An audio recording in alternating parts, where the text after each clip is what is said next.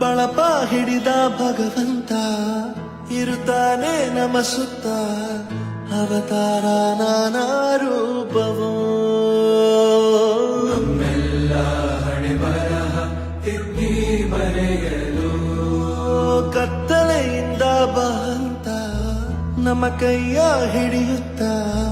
ಕರೆದೊಯ್ದ ಬೆಳಕು ತೋರಲು